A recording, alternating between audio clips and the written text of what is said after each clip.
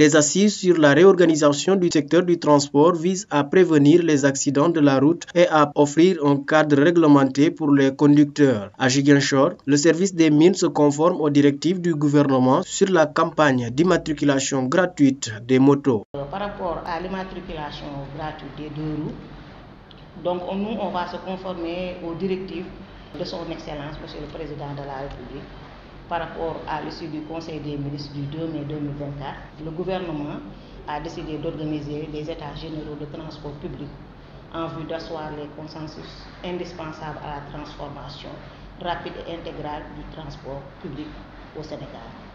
Donc de ces assises résulteront donc nécessairement de nouveaux mécanismes de prévention des accidents de la route, ainsi que la lutte contre l'insécurité routière. À l'issue de ces assises, Monsieur le Premier ministre nous avait instruit à travers une circulaire le 13 décembre 2024 de procéder à l'immatriculation gratuite des deux roues. Après cette circulaire, une note de service a été déclinée.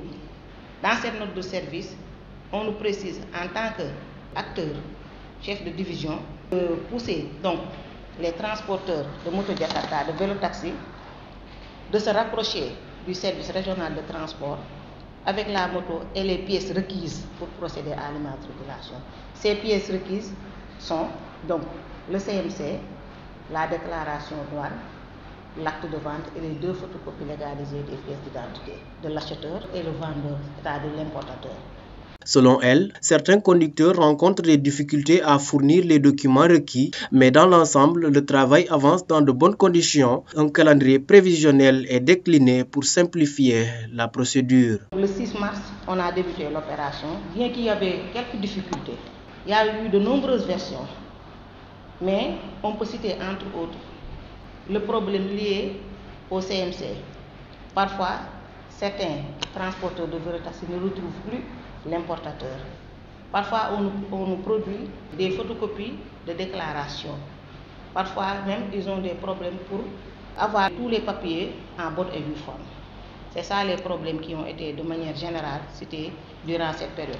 Mais fort heureusement, depuis le 6 janvier, pratiquement chaque jour, on a des statistiques.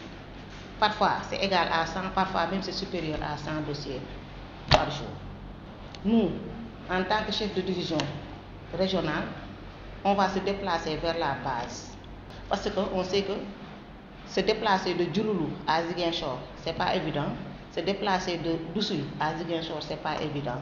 Donc, on a décliné un calendrier. Dans les prochains jours, on va se déplacer vers eux pour les appuyer dans cette opération.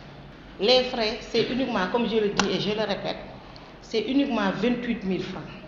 C'est-à-dire la carte grise et la plaque. Il n'y a pas d'autres frais à payer. Trouvé sur les rangs pour la procédure d'enregistrement, Moussa Diémé, conducteur de taxi moto Jakarta, invite ses collègues à faire de même. Comme vous le voyez, chaque région doit avoir un règlement bien déterminé. Le gouvernement a décidé de mettre les motos de roues en règle. Donc nous sommes aujourd'hui ici présents, faire immatriculer notre deux roues. Donc dans l'ensemble, c'est pas difficile. C'est pas difficile. Je peux vous dire, c'est pas difficile.